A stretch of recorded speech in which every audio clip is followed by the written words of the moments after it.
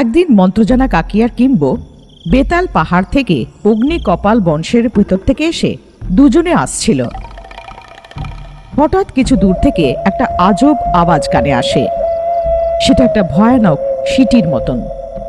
এইটা শুনে মন্ত্রজানা কাকি ওখানেই থেমে যায় আর কান খাড়া করে শোনে যে আওয়াজটা কোথা থেকে আসছে। কি হলো কাকি, দাঁড়ালে কেন? তুমি কি ওখানে সিটি শুনতে পাচ্ছ?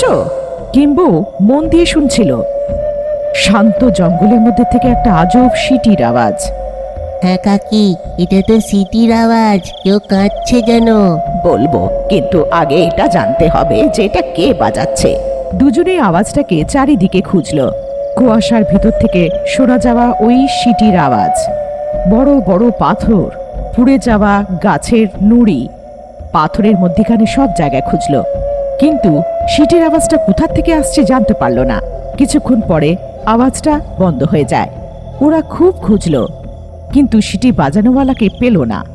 এটা তো অসুরকে জাগানোর আওয়াজ, কিংবা এরম মনে হচ্ছে যেন কেউ অসুর শক্তিকে জাগানোর জন্য এই আওয়াজটা করছে। ঠিক আছে কাকি, চলো এখান থেকে। এমন বলে ওইখান থেকে চলে যায়। কিছুদিন পরে একটা পরিবার গরুর গাড়ি করে কোন্ডা পাওড়া নামের এক জঙ্গলের রাস্তা দিয়ে যাচ্ছিল।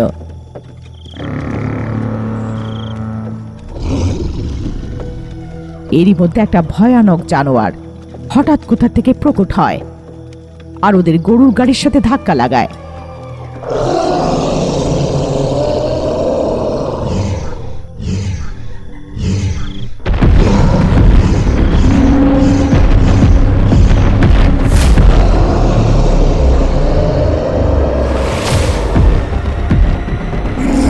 ধাক্কার কারণে গরুর গাড়িটা পাল্টে যায়। ওই জানোয়ারটা পরিবারের একটা মেয়েকে পিঠে করে নিয়ে তাড়াতাড়ি জঙ্গল থেকে চলে গেল। বাঁচাও, বাঁচাও, কোনো জানোয়ার আমার মেয়েকে উঠিয়ে নিয়ে চলে যাচ্ছে, কেউ তো বাঁচাও। আমার মেয়ে, কেউ থাকলে এসে বাঁচান। এর মধ্যে কিছু মুখ ঢাকা চোরেরা ঝোপঝাড়ের পেছন থেকে এলো আর দম্পতির উপরে হামলা করে দিল। ওদের অনেক দামি গহনা, টাকা পয়সা আর জিনিসপত্র লুটে নিল আর বিদ্যুতের গতিতে ঘোড়ার উপরে সাওয়ার হয়ে বেরিয়ে গেল। যখন এমন ছিল, এইখান থেকে অনেক দূরে বীর দুর্গ কিলায় জমিদার রুদ্র সিং অনেক মন খারাপ করে বসেছিল। সাহেব, আপনি এখানের 21টা গ্রামের জমিদার। যদি আপনি ধৈর্য হারিয়ে দেবেন তাহলে প্রজাদের কি হবে? দিওয়ান মশাই, আমার তো বয়স হয়েছে। আমার প্রথম স্ত্রী রূপার কোনো সন্তান নেই, দ্বিতীয় স্ত্রী কলাবতীর সঙ্গেও কোনো সন্তান নেই, এমনকি আমার তৃতীয় স্ত্রী শেষ দেবীর সঙ্গে বিয়ে করার পরেও আমার কোনো সন্তান নেই। আমার পরে 21টা গ্রামকে দেখার মতন কোনো উত্তরাধিকারী নেই আমার কাছে। প্রভু, এমন কোন লোককে খুঁজুন যে বুদ্ধিমান আর বলবান হোক, আর তাকে দত্তক পুত্র করে নিন। তারপরে আপনার মতনই উত্তরাধিকারী হয়ে সে প্রজাদের খেয়াল রাখতে পারবে। আপনি যেটা বললেন সেটা সঠিক। আমাদের বুদ্ধি আর বলের প্রতিযোগিতাতে যে সফল হবে তাকেই আমার উত্তরাধিকারী করা হবে, এটা সূচনা দিন। যেমন জমিদার চেয়েছিল আশেপাশের গ্রামে ঘোষণা করা হলো, শুনুন শুনুন, আমাদের জমিদার মশাইয়ের উত্তরাধিকারী হওয়ার লাভ ওঠান। 25 বছরের যুবকেরা এই প্রতিযোগিতাতে ভাগ নিতে পারে, আপনিও জমিদার হতে পারবেন। শুনুন শুনুন। জঙ্গলে আরো একটা জায়গায় নিস্তব্ধ রাস্তা দিয়ে একটা পরিবার চুপচাপ করে চলে যাচ্ছিল। এরই মধ্যে নিস্তব্ধ জঙ্গলে হঠাৎ করে আজব একটা সিটির আওয়াজ শোনা যায়। হঠাৎ করে একটা ভয়ানক জানোয়ার পরিবার উপরে আসে। মেয়েটাকে উঠিয়ে নিয়ে দ্রুত গতিতে জঙ্গলের ভেতরে চলে যায়। ততক্ষণে ঝোপঝাড়ের মধ্যে লুকিয়ে থাকা মুখোশধারী লোকেরা ওদের উপরে হামলা করে, পুরুষ আর মহিলাদের উপরে অত্যাচার করে ওদের জিনিসপত্র সোনা গয়না নিয়ে চলে যায়। পরের দিনে আশেপাশের অনেক গ্রামের প্রধানেরা কাঁপতে কাঁপতে চলে যায় জমিদার রুদ্রের দরবারে। সাহেব, জানি ওরা চোর না ভূত, ওরা কখন কোথায় থেকে আসছে বোঝা যাচ্ছে না, কিন্তু হঠাৎ জঙ্গলের পথে লোকেদের উপরে আক্রমণ করে সব লুট করছে, এমনকি অবিবাহিত মেয়েদেরও উঠিয়ে নিয়ে যাচ্ছে। আমিও শুনেছি গরুর পল্লীর জমিদার, যিনি জঙ্গল পার করে অন্যদিকে থাকেন, উনি আমাকে সূচনা পাঠিয়েছিলেন। উনি বললেন গত 3 বছর ধরে আশেপাশের গ্রামের থেকে মেয়েদেরকে অপহরণ করা হচ্ছে। সব গ্রাম প্রধানেরা চিন্তিত হয়ে একে অপরকে তাকায়। আপনারা চিন্তা করবেন না, আগেই সেই দলকে খোঁজার জন্য আমি কিছু লোকদেরকে বলে রেখে দিয়েছি। খুব শিগগিরই সেই চোরদেরকে ধরে তাদেরকে কঠিন শাস্তি দেওয়া হবে। জমিদারের কথায় সব গ্রাম প্রধানেরা একটু আস্থা পেল। জমিদার ওদের আশ্বাস দিয়ে পাঠিয়ে দিল। একদিকে প্রতিযোগিতা শুরু হয়ে যায়। সব শক্তি প্রদর্শনীতে একটা ছেলে অন্যদের থেকে আগে। ওর নাম রণধীর। তলোয়ারবাজি, লাঠিবাজ, কুস্তি, ঘোড়ায় চড়া, এইসবে রণদীপকে কেউ হারাতে পারে না। বাবা রণদীপ, তোমাকে এত নিপুণ দেখে খুব ভালো লাগছে। তুমি বুদ্ধির পরীক্ষাতেও এত সফল হও, আর যেন জিততে পারো। আগামী 2 দিনে বুদ্ধির পরীক্ষার জন্য প্রস্তুত থাকো।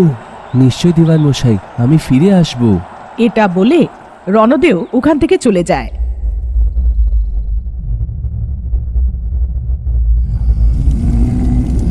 গ্রম গ্রম विकटा पाला रक्त धारा फटा फटा फटा धूम धूम घोर ज्वाला जागृता जागृता असुर शक्ति फट स्वाहा। তান্ত্রিক যে অসুর মন্ত্রটা বলেছিল সেটা জাপ করার ধ্বনি ওই গুফাতে প্রতিধ্বনিত হয়। এরই মধ্যে জঙ্গলের মধ্যে জমিদার যে সৈনিক সমূহকে পাঠিয়েছিল অন্ধকার হয়ে যাওয়ার কারণে এক জায়গায় বসে আরাম করছিল। এরই মধ্যে ঝোপের মধ্যে কিছু একটা নাড়াচাড়া হয়। মুখোশওয়ালা লোকেরা যাত্রীদের মারধর করছিল। সৈনিকরা ওদেরকে হামলা করে দিল।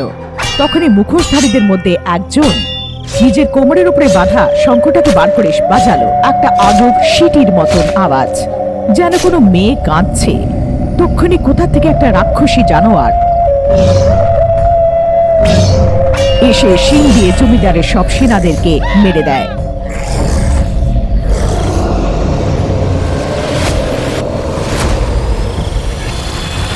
পথচারীদের মধ্যে কোনো অবিবাহিত মেয়ে ছিল না, তাই জানোয়ারটা ফেরত চলে যায়। পরের দিন পরের উত্তরাধিকারীর জন্য মহলে বুদ্ধি পরীক্ষণের আয়োজন হয়। এরই মধ্যে পাহারাদার দৌড়ে দৌড়ে ওখানে আসে। আপনি যে জঙ্গলে বলবানদের পাঠিয়েছিলেন, 6 জন পূর্ব দিকে জঙ্গলের রাস্তায় কেউ টুকরো টুকরো করে মেরে ফেলেছে। এই ঘটনাটার থেকে বেঁচে একটা পরিবারের মুখিয়া আপনার সঙ্গে কথা বলতে এসেছে। পরিবারের মুখ্য ভয়ে কাঁপতে কাঁপতে জমিদারের সামনে আসে। এই জমিদার মশাই, কিছু ডাকাতেরা আক্রমণ করলো, যারা আমার সোনার পয়সা চুরি করে নিল। কিন্তু যারা আমাদেরকে বাঁচাতে এসেছিল তাদের উপরে ভয়ঙ্কর পশু, না না, এক রাক্ষসী পশু তাদের উপরে আক্রমণ করে মেরে ফেললো। এটা সাধারণ মানুষের কাজ নয়, এর পেছনে খারাপ শক্তি আছে। দিওয়ান মশাই, 21টা গ্রামের প্রধানের সঙ্গে আলোচনার ব্যবস্থাটা করুন। রাক্ষসী জানোয়ারের কথা গ্রামের সবাই জানতে পারে। 21টা গ্রাম ভয়ের চোটে কাঁপছে। লোকেরা অন্ধকার হওয়ার পরে বাড়ি থেকে বেরোতে ভয় পাচ্ছে। মেয়েদের বাবারা ভয়ের চোটে মেয়েদের অন্ধকারে বাইরে বেরোতে দিচ্ছে না। আমাদের এর সমাধান খুব তাড়াতাড়ি খুঁজতে হবে। প্রভু, আপনার স্বাস্থ্য প্রত্যেকদিন খারাপ হচ্ছে। যেই আপনার উত্তরাধিকারীর ঘোষণাটা হবে, ওনার আগে সব থেকে বড় সমস্যাই অপহরণ মেয়েদেরকে খোঁজা। হ্যাঁ, তো 3 জনের মধ্যে কে উত্তরাধিকারী হবে? নিঃসন্দেহ রণদেব সব প্রতিযোগিতা জিতেছে। যদি আপনার কোনো আপত্তি না থাকে, কালকেই তাকে জয় সূচনা দিয়ে রাজসিংহাসন দিয়ে দেওয়া হোক। সে আপনার নিরীক্ষতে 21টা গ্রামকে দেখবে। দিওয়ান মহাশয়ের কথা পুরো হওয়ার আগেই জমিদারের 3টি বউ রেগে সভায় আসে। কি, কোনো অজানা ব্যক্তিকে এত বড় রাজ্য আর এত বড় জমি উত্তরাধিকারী বানিয়ে দেওয়া হচ্ছে? তাহলে কি আমরা চুপচাপ বসে দেখব? হ্যাঁ, আমাদের রক্ত না, আমাদের বংশের না, কোনো অজানা ব্যক্তিকে নিয়ে এসে জমিদারের গদিতে বসানো হবে? এটা কি উচিত হবে না যে আমাদের নিজের লোকেদের মধ্যে কাউকে একটা দিয়ে দেওয়া হোক? এইভাবে অজানা ব্যক্তিকে কোটি টাকার সম্পত্তি দিয়ে দেওয়া উচিত নয়। আমি যেটা দিচ্ছি সেটা সম্পত্তি না, সেটা লোকেদের সুরক্ষার একটা দায়িত্ব। এটা কোনো কুল থেকে আসে না, তার জন্য যোগ্যতা থাকা দরকার। রণদেব আমার সব পরীক্ষাতে উত্তীর্ণ হয়েছে। জমিদার স্বরূপ গ্রামের উপরে আপনার যতটা অধিকার, যেহেতু আমি আপনার বউ, আমার অধিকার আছে। তো তুমি এখন কি করাতে চাও? আমার বড় ভাইয়ের ছেলে অজেন্দ্রকে জমিদার ঘোষণা করা হোক। না, আমার বোনের ছেলে সঞ্জয় কেশরীকে জমিদার ঘোষণা করা হোক। কারণ আমি সব থেকে ছোট আর সব থেকে আদুরে বউ, তাই এটাই ভালো হবে যে আমার ছোট ভাই ভানুদেবকে জমিদার ঘোষণা করা হোক। পরিবেশটা যে গন্ডগোলে হয়ে যাচ্ছিল, দিবান মহাশয় একটা যোজনা করে। ঠিক আছে, শান্ত হয়ে যান। সে 3 জনকে ডেকে নিন। 90 দিনের জন্য রণদেবকে মিশিয়ে গ্রামের দায়িত্ব 4 জনকেই দেওয়া হবে। 4 জনের মধ্যে যে নিজেকে প্রমাণ করতে পারবে আর যাকে সবাই একমতে স্বীকার করবে, সে পরের জমিদার হবে। দিবানজি যেটা বললো সেটা আমার ভালো লাগলো। ঠিক আছে, আমরা 3 জনে আপনার কথায় সহমত। তা বলে 3টেই বউ ওখান থেকে গর্ব করে বাড়ি চলে যায়। আমাদের কাছে কম সমস্যা আছে নাকি যে আবার নতুন একটা সমস্যা আসছে? মানা করে দিতে পারতেন, রণদেবকে সিংহাসনটা দিতে পারতেন। গ্রামে কোনো সমস্যা হলে ভয় দিয়ে, বল দিয়ে কিংবা শাস্তি দিয়ে ঠিক করা যায়, কিন্তু পরিবারের জিনিসপত্র খুবই নম্রতাভাবে সহজ করা উচিত, না হলে সেটা ভয়ঙ্কর ঝড়ে পরিণত হবে। এইভাবে দিবান মহাশয়ের উপদেশে জমিদার রণদেব আর অন্য 3 জনকে 90 দিন অবধি মহলে থেকে গ্রামের সমস্যাকে সমাধান করার জন্য ডাকে। পরের দিন রণদেবের সাথে প্রথম রানীর খুড়তুতো ভাই অজেন্দ্র, দ্বিতীয় বউয়ের আত্মীয় সঞ্জয়, তৃতীয় বউয়ের আত্মীয় ভানুদেব 4 জনেই 90 দিনের পরীক্ষার জন্য মহলে ঢোকে।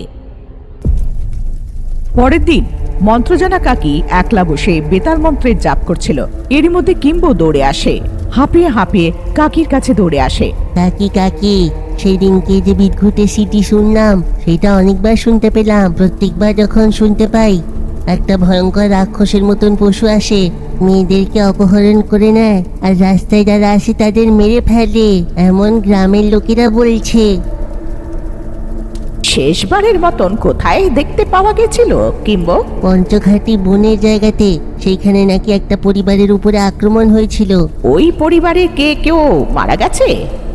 না কাকি, সেইখানে জমিদারের 6টা সৈনিককে সেই পশু মেরে ফেলেছিল। মামলাটা গাম্ভীর্যর কথা ভেবে মন্ত্রজানা কাকি তক্ষুনি তার ছেলে লোকিকে ডাকে।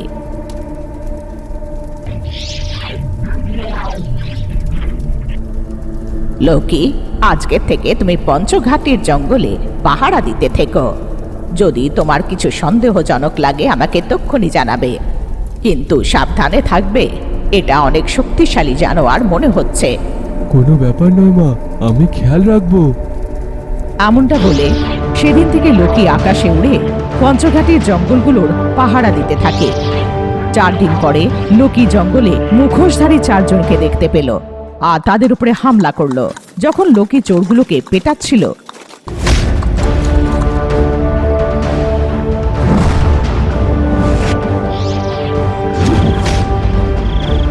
তার মধ্যে থেকে একজন শঙ্খ বাজালো।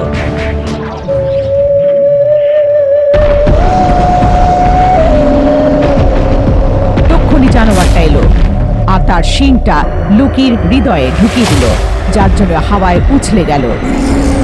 ওই প্রহারে জানোয়ারের শিংটা ভেঙে গেল আর লোকির ছাতির মধ্যে ঢুকে গেল।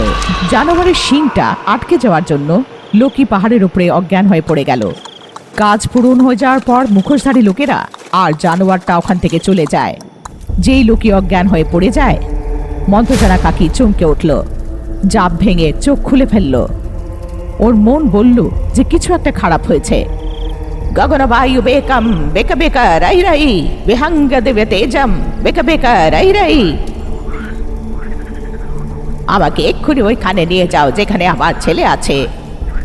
এমন বলার সাথে সাথে পায়ে জাদুই টার্টার স্যান্ডেল পরে হাওয়ায় উড়ে যায়। উড়তে থাকা মন্ত্রজানা কাকি কিছুক্ষণের মধ্যেই ওই স্থানে পৌঁছে গেল যেখানে লোকি পড়েছিল। কিম্বো আর নাটাভূত ওদের পেছনে ওখানে পৌঁছে যায়। কাকি লোকিকে রক্তাক্ত অবস্থায় দেখে রেগে যায়। তখনই লোকিকে উঠিয়ে ওদের বাড়ি মহুয়ায় নিয়ে যাওয়া হয়। লোকির বউ ভূমি লোকির এই অবস্থা থেকে কাঁদতে শুরু করে। শাশুড়ি মা, লোকির হৃদয়ে এই ঢুকে থাকা এই শিংটাকে বার করে ফেলে দাও। এমনটা করা হবে না ভূমি, এটা কোনো সাধারণ শিং না, এটা একটা অসুরের শিং। এটা সরানোর সাথে সাথে লোকির জীবন বিপদে পড়বে। লোকির জীবনে বিপদ? বৌমা, যতক্ষণ আমি আছি আমার ছেলের জীবনে কোনো বিপদ আসতে আমি দেব না। শিংটা যতক্ষণ হৃদয়ে আছে ততক্ষণ লোকির কিচ্ছু হবে না। কিন্তু লোকির কি সবসময় এরম ভাবে অজ্ঞান হয়ে থাকতে হবে? এটা কি শাশুড়ি মা? শিংটা সরিয়ে দিলে সে মরে যাবে। যদি এমন ভাবে থাকতে দেয় বেঁচে থাকবে বলছো? কখন লোকি চোখ খুলবে, কখন ঠিক হবে? যেই রাক্ষসী এই শিংটাকে ঢুকিয়েছে ও নিজের থেকে এসে শিংটাকে স্বীকার করবে, তাহলে লোকি বেঁচে যাবে। তাহলে বলো, রাক্ষসী জানোয়ারটা কোথায়? এক্ষুনি একলা গিয়ে ওকে টেনে নিয়ে আসবো। লোকের মধ্যে ঢুকে থাকা শিং থেকে জানতে পারবো যে সে এখন কোথায়। কিন্তু ওই শিংটাকে যদি বার করে দেওয়া হয়, লোকের প্রাণের ভয় হয়ে যাবে। অন্য কোনো রাস্তা আছে কিনা ভাবছি। ওই জানোয়ারটাকে মারা সোজা হতে পারে, কিন্তু ওকে জীবিত ধরাটা খুব মুশকিল। কিন্তু আমি আছি তো, আমি কোনো রাস্তা বার করব। নিজের ছেলেকে বাঁচানোর অন্য কোনো চেষ্টা করার জন্য মন্ত্রজালা কাকি বেতাল জাপে বসে থাকে। ভূমি, কিম্ব, নাটা ভূত আর বেড়াল ভূত ওর পাশে মন খারাপ করে বসেছিল যে লোকে কখন তার চোখ খুলবে। কি এমন ছিল, ওইখানে মহলে রণদেব দৈনিক সমস্যা কুশলের সাথে সমাধান করছিল। নবদিবস্য পরীক্ষায় ভাগ নিয়ে নিজের কাজ করতে করতে ও নজর মালির মেয়ে বল্লির উপরে পড়ে। রণদীপ বল্লির গুণগুলো আরো নিঃস্বার্থ স্বভাবের জন্য খুব প্রভাবিত হলো। কিছুদিনের মধ্যে দুজনে দুজনকে খুব পছন্দ করতে শুরু করলো আর প্রেমে পড়ে গেল। অন্যদিকে গ্রামে ভয় বেড়ে গেছে। শান্ত জঙ্গল থেকে কখনো কখনো শোনা যাচ্ছে কোনো একটা জানোয়ারের ভয়ানক চিৎকার। গ্রামীণরা সীমানায় মুরগি আর ছাগলের বলি দিতে শুরু করে। জমিদার বুঝতে পারল এবার আর সেটাকে গাফিলতি করা যাবে না, তাই একদিন চারজনকে ডাকলো: রণদেব, অজেন্দ্র, সঞ্জয় আর ভানু। তোমরা চারজন জঙ্গলের চারটে দিকে যাওয়া দেখো যে কারা এই লোকেদেরকে বিরক্ত করছে আর কে মেয়েদের অপহরণ করছে। কেউ বলে এটা পশুদের কাজ, তো কেউ বলে কোনো মুখোশ ডাকাতের কাজ। গিয়ে দেখো এটা কি। জমিদারের আদেশ পেয়ে চার যুবক জঙ্গলের চারিদিকে খোঁজ নিতে বেরিয়ে পড়ে।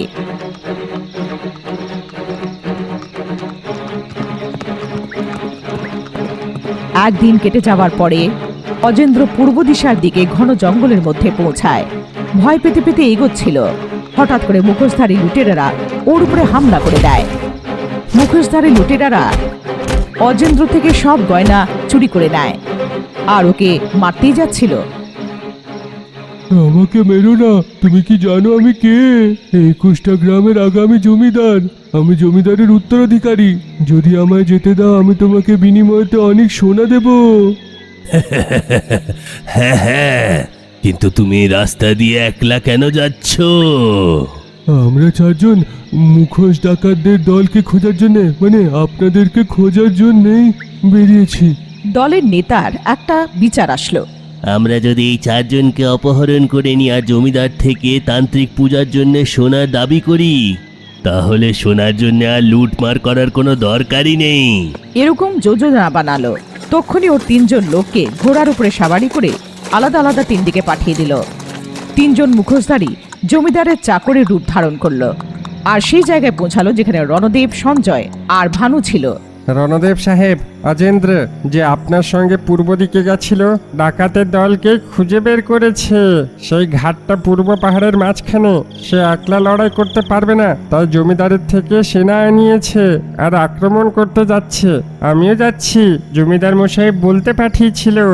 এরম ভাবে বানানো কথা বলে তিনজনে মুখোশধারী চোরেরা রণদেব, সঞ্জয় আর ভানুকে নিজেদের সাথে পূর্বের দিকে নিয়ে চলে গেল। সঞ্জয় আর ভানু মুখোশধারী চোরেদের খপ্পরে মূর্খ হয়ে গেল। আমার জলটা শেষ হয়ে গেছে, আমাকে একটু জল দিতে পারবে? সঞ্জয় মুখোশধারী চোর যে জলটা ওকে দিল সেটাকে অজ্ঞান হয়ে গেল। এইভাবে ভানুও চোরের দেওয়া জলটা খেয়ে অজ্ঞান হয়ে গেল। চোর রণদেবের কাছে এলো, ওকে জল দিতেই যাচ্ছিল। না, আমি রাস্তাতে নদীর থেকে জল খেয়ে নেব। এই লোকটা খুবই চালাক মনে হচ্ছে, সাবধানে থাকতে হবে। বেশ বদলে থাকা মুখোশধারী চোর থকে যাওয়ার নাটক করে আর একটুক্ষণ আরাম করতে বলে। রণদেব সহমত হয়ে যায়। ওরা ঘোড়াকে একটা গাছের সাথে বেঁধে দেয় আর তার তলায় বসে পড়ে। মুখোশধারী চোর, যারা সিপাহীর বেশ ধারণ করেছিল, ঘোড়ার কাছ থেকে রুটি বার করলো। দুটো রুটি, যার মধ্যে ঘুমের ওষুধ মেশানো ছিল, রণদেবকে দিল আর বাকি দুটো রুটি নিজে খেলো। রুটিটা নেওয়ার সময় রণদেব বাঁধা ঘোড়াটাকে ভালো করে দেখে নিয়েছিল। এইটা তো জঙ্গলের ঘোড়া। শহরের প্রহরীরা এমন ঘোড়াকে পোষ মানায় না কিংবা রাখে না। এইটা শহরে পাওয়া কোনো ঘোড়া নয়। এই প্রহরীর বলার ঢংটাও শহরের লোকেদের মতন নয়। এ আমাদের গ্রামের লোকেদের মতন তো একদমই নয়। ও এটা বুঝতে পেরেছিল যে কিছু একটা বিপদ আছে। রণদেব রুটি খাওয়ার নাটক করলো, গাছের ঝোপের মধ্যে ফেলে দিল আর আরাম করার নাটক করলো। কিছুক্ষণ পরে মুখোশধারী চোর জেগে উঠল। মনে হচ্ছে নেশাটা হয়ে গেছে, তাড়াতাড়ি গুরুর কাছে নিয়ে যেতে হবে। ওরা রণদেবকে, যে ঘুমের ভান করছিল, ঘোড়ার উপরে লেদে দিয়ে চলে গেল। ততক্ষণে আগে থেকে অজ্ঞান অজেন্দ্র সঞ্জয় আর ভানুকে ঘোড়া গাড়ির উপরে বেঁধে চতুর্থ ব্যক্তির অপেক্ষা করছিল বাকি সব চোরেরা। যখন মুখোশধারী চোর রণদেবকেও গাড়ির উপরে বাঁধছিল, রণদেব বুদ্ধি করে ওর গলা থেকে মুক্তের হারটা চুরি করে নেয় আর নিজের পকেটে রেখে নেয়। দুর্গম পাহাড়ের উপর দিয়ে ওরা নিজের গুরুর কাছে নিয়ে যাচ্ছিল। ঘোড়াগাড়ি যে রাস্তায় যাচ্ছিল, ও প্রত্যেকটা মোড়ে একটা মুক্ত ফেলে দিয়ে ওটা একটা চিহ্নের প্রতীকের মতন মাটিতে ফেলতে থাকলো। কিছুক্ষণ পরে 4 ঘন্টার যাত্রার পরে ওরা তান্ত্রিকের গুহায় পৌঁছালো। হে রাক্ষসী মায়া, হে মৃত শরীর, হে লাশেদের আগুন, হে প্রচণ্ড আগুন, হে কম্বন্ধ শক্তি, প্রচণ্ড ধ্বনি, রক্তের ফোঁটা ধারণ করো। যেই তান্ত্রিক গুহার মধ্যে আজব মন্ত্রপাঠ করলো, একটা ভয়ানক ঈগল প্রকট হলো। রক্ত গম্ভীর, যাও এটা বল, আমি যেটা বলেছিলাম তোকে, বলার পরে শেষ হয়ে যাও। ওই ঈগলটা উড়ে সোজা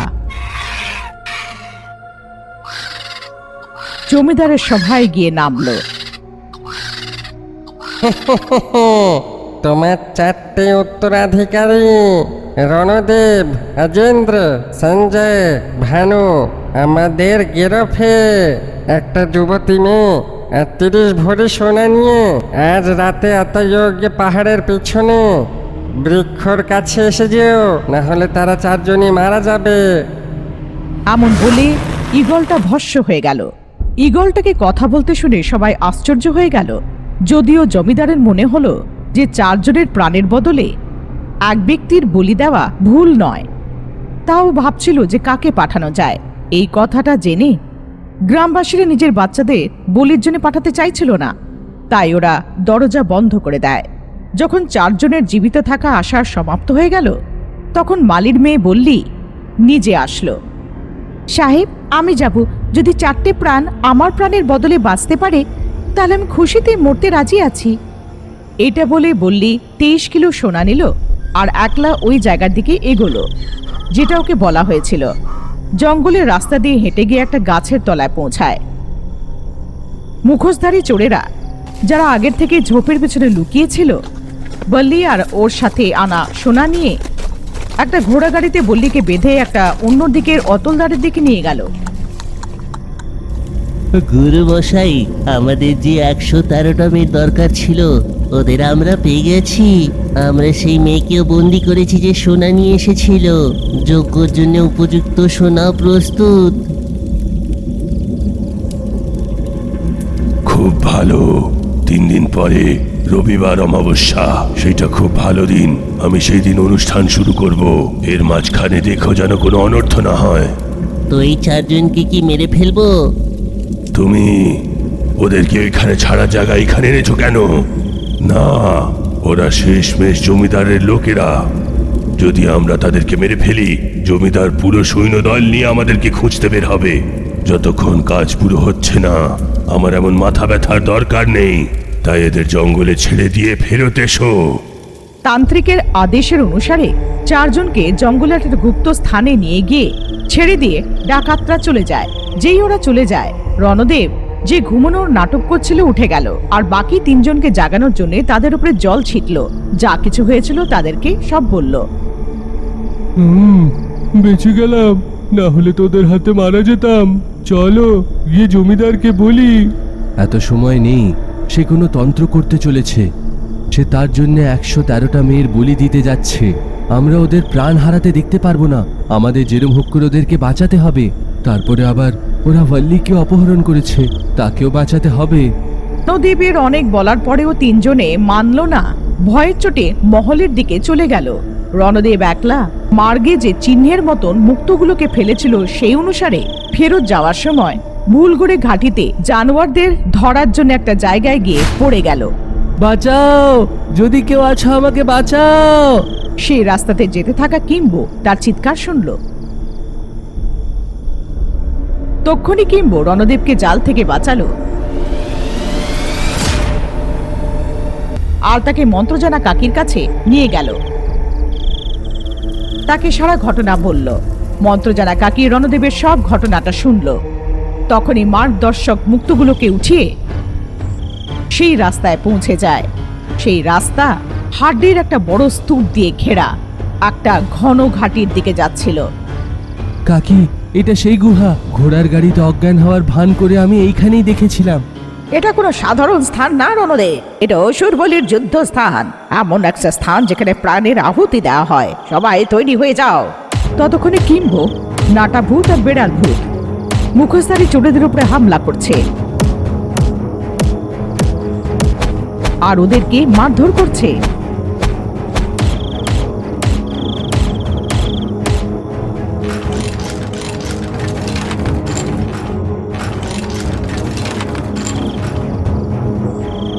মন্ত্রজানা কাকি নিজের জাদু দণ্ড দিয়ে ওদের উপরে ওয়ার করে তাড়াতাড়ি করে গুহায় ঢুকে পড়ে। গুহায় প্রবেশ করার সাথে সাথে একটা ভয়ানক দৃশ্য দেখতে পেল। স্বর্ণভস্যে বলিযজ্ঞর উপায় করা হচ্ছিল। 113টা কন্যা একটা বড় খাঁচায় বন্ধ ছিল। তার তলায় অগ্নি জ্বালানো হয়েছিল। খাঁচাটা উপরে ঝুলিয়ে রাখা হয়েছিল। অসুর কৃপা রক্তবলি তন্ত্র করছিল।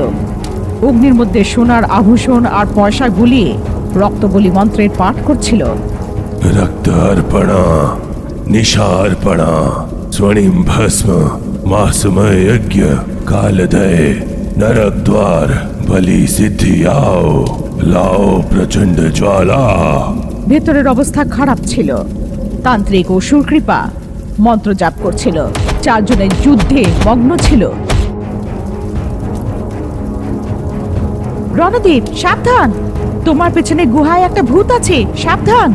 রণদীপ, কিম্বো, নাটা ভূত আর বেড়াল ভূত আগের থেকে কঙ্কালগুলো আর আশেপাশে সব মুখোশধারী চোরেদের ভয়ঙ্কর মারধর করছিল। অসুর কৃপা তন্ত্রের মধ্যখানে থেকে উঠে নিজের জাদু তন্ত্র দিয়ে মন্ত্রজানা কাকির উপরে হামলা করে। দেরি না করে মন্ত্রজানা কাকি ভৈরবী তন্ত্রকে নিজের দণ্ডের উপরে রাখল, তার উপরে প্রয়োগ করলো। সারা গুহা কেঁপে উঠল, যেন কোনো বড় ভূকম্প এসেছে। সব মুখোশধারী চোরেরা কিম্বো আর বেড়াল ভূতের হাতে মারা পড়ল। শেষে মন্ত্রজানা কাকি অসুর কৃপাকে ধরে ফেলল, ফুটন্ত গরম সোনার মধ্যে ফেলে দিল, যেটা ও ফোটাচ্ছিল। তুমি আমার বাবা অসুর বলিকে ভস্য করলে। যেমন হোক করে আমার বাবাকে জ্যান্ত করে তোলার জন্যে আমি অসুরের হৃদয় দিয়ে অলৌকিক শক্তির একটা পশু বানিয়েছি। শুধু আমাদের বংশের যারা আমাদের রক্ত দিয়ে জন্ম নিয়েছে ওরা এইটা বাজাতে পারে। শুধু ওরাই রক্ত বন্ধ বাজাতে পারে। ওই পশু শুধু ওদের নিয়ন্ত্রণেই থাকে। আমাকে তো মেরে ফেললে, কিন্তু তোমার ছেলেকে আমার পশুর থেকে কেউ বাঁচাতে পারবে না।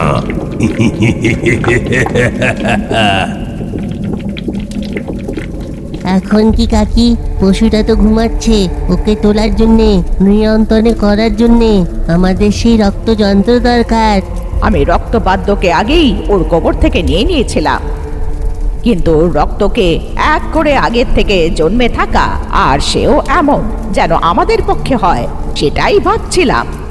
আর কেউ কেন কাকি? আমাদের অসুর কল্পিকা আছে তো, অসুর বলির মেয়ে, সেও তো তারই রক্ত। ভয়ের চোটে আমার মাথা ঠিক মতন কাজ করছিল না। ঠিক সময় ঠিক উপদেশ দিয়েছিস রে নাটা, চাবাস। তক্ষুনি মন্ত্রজানা কাকি আদেশ দেয়, এই বেড়াল ভূত, তুমি গিয়ে অসুর কল্পিকাকে এক্ষুনি নিয়ে এসো। নাটা, কিম্বো, তোমরা দুজনে লোকি আর ভূমিকে নিয়ে এসো।